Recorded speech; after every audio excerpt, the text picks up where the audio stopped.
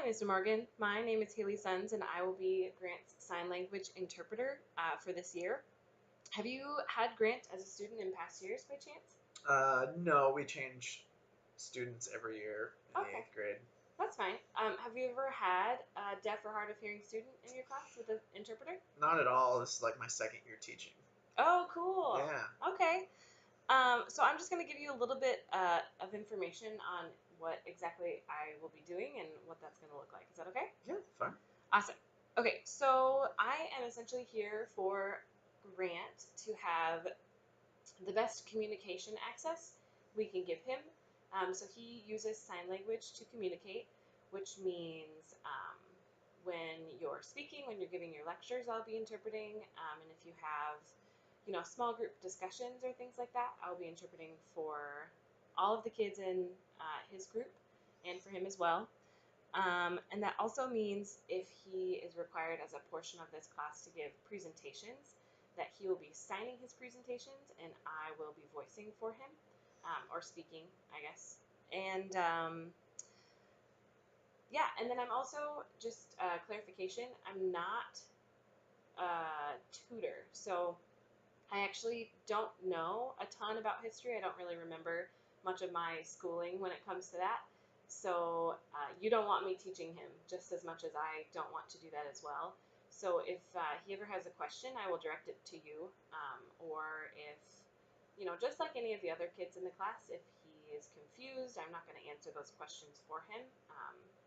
He needs to build that independence as well in the classroom. So um, yeah. Do you have any questions? I have a couple of things to ask you about prep work and such, but do you have any questions for me? Yeah, I guess a few came up while you were talking about the different needs. Okay. We do quite a bit of presentations here in the class. Okay. I find it really valuable for our students to expand their communication abilities. And part of what's graded in that is kind of the professionalism and composure aspect. Mm-hmm. So a lot of the times it's, how many times did you say or things of that nature. With Grant, is there a way that he could is there like an or an or things like that that he'd be able to be graded on and things like that? And will I be able to notice those things? Yeah. So that is an aspect that I will be super cautious of when it comes to presenting.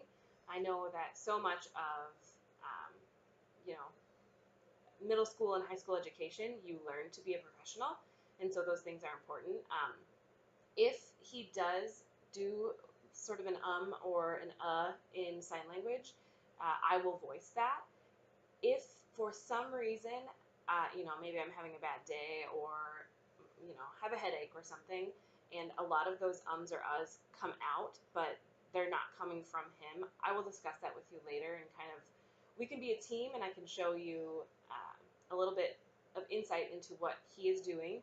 Hmm. And if I have any concerns when it comes to that, I'll let you know. But for the most part, yeah, what I will be voicing is exactly how he is saying it.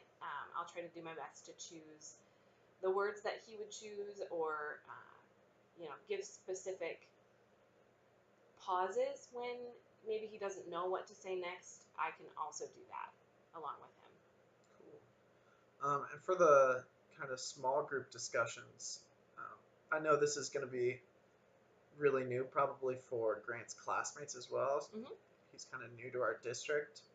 Um, would it be smart to have like a day to introduce you to our students and give them kind of a rundown when, it's, I'm sure it could be weird for an eighth grader to like have someone signing as they're speaking in like that small group setting as Oh, they're yeah. discussing. Is that like something you'd want to do? Is kind Sure. of introduce this to the rest of the class so they're a little bit more weary? Yeah, I mean, I'll be here for the entire class, so I think that it's good for the kids to know me. Otherwise, they're probably going to wonder who the lady is flapping her arms up in front of the classroom. So I think that that's totally valid. I will double check with Grant and make sure that's something that he's comfortable with, because if he is a little bit more private about his uh, needs as far as his IEP goes, that's totally fine with me too. I want him to be able to choose.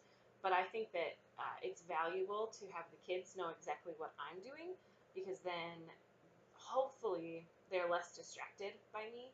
I don't want them, to continually focus on me, because while they can still hear what you're saying, they're not processing it as well as they could be, I suppose. So yeah, I think that let's plan on that. That sounds like a good idea. And do you go to Grant every one of Grant's classes with him, or are you just with him for my class? I do. It sort of depends as far as district goes, but specifically for this district, I'm the only interpreter, and he is the only deaf, hard of hearing kid in this age group. So yes, I will be with him all day long. I don't go to lunch or anything like that, but yes, I will be with him all day. Okay, awesome. Uh, what are some of the things that you had that you need from me? Sure. Yeah. Okay. So as far as where I will be during your classes, I will be up front interpreting. That way, he can see both you and the board if you have any, PowerPoint presentations or visual aids, and me all at the same time. It's a little bit exhausting for him to have to look back and forth all day, but it would be even more exhausting if I were, off to the side or something like that. So just need to be, we call it sight lines. I need to be where he can see both you and me at the same time. And with that, I have noticed in the past in many classrooms, but history specifically, there's a lot of like stuff on the walls. I don't know what your classroom looks like, but normally they have maps or like the Constitution as a poster, things like that. I was wondering if it was possible for me to have just a small space that's clear of stuff like that up front for me to stand. Otherwise, if there's a lot of busyness happening behind me, it's like it's sorry, it's exactly like when you have maybe a noise that's happening during a class. If there's like static happening in the background, or someone's playing a clarinet in the hallway, it's distracting. So it's visually distracting for Grant to have that happening. Yeah, so the way the class is set up, it's kind of, I usually stand next to my desk, and then the screen goes in front of basically the entire whiteboard there, and I do a lot of PowerPoint as my lecturing, and then I have like a cork board on the other side there where I just have some fun stuff. Would it work to maybe just clear off that cork board, and I think it's just the brown, and then have you stand there? Sure, yeah, that would be perfect actually. And I mean, it doesn't have to be the entire corkboard, just sort of in my signing space, I guess, just so he's not so distracted by it. So I think that will work perfectly. Okay. Yeah. Otherwise, there's a lot of stuff on every other piece of wall. Yeah. That's okay. Okay. So as far as my work goes, because I don't necessarily have a ton of knowledge about history that's still in there from schooling, is there any way that I could get prep materials before each class, like whatever, it doesn't have to be a script of what you're saying, but the PowerPoints, or if you're going to read a specific portion of your textbook, I also have the textbook, so I will be reading along with Grant this whole class. Do you usually have those enough ahead of time that you can give them to me like a day or two? Yeah, you'll have the general. I have a general outline of what the day is gonna go, but I know Grant is in kind of our sixth period of the day, and I do, depending on how those first few periods go, I do kind of customize it throughout the day for my sanity's sake, for not doing the same thing over and over, but also to see, what's working best for each classroom. So it's kind of what I've got is a basic outline of where I plan to go, but and I'll have the slides finished in time for sure. Okay. But yeah, I do kind of change it just a little bit throughout the day make it more interesting. Sure, that's perfect. Thank you.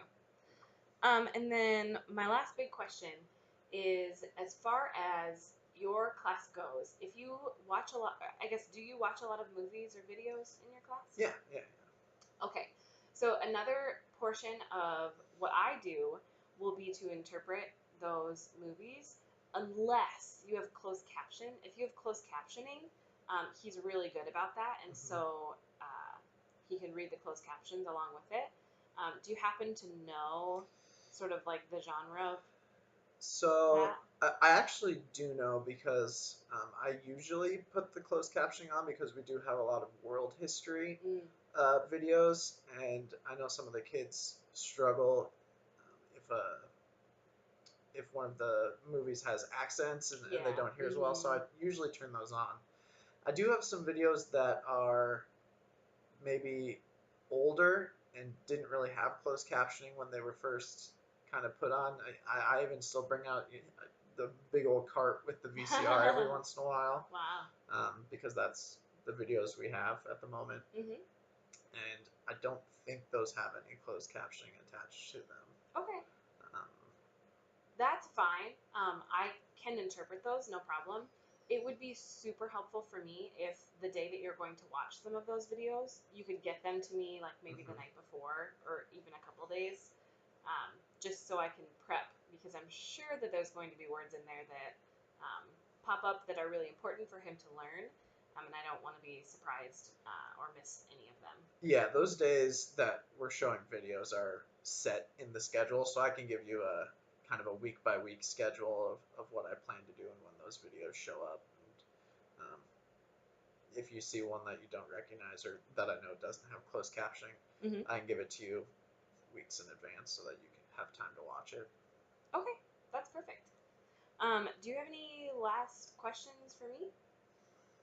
Not that I can think of, but I'll give you my business card and you can email me for sure. And if I have more questions as things come up, I'll ask you. Awesome. Well, I'm excited to work together.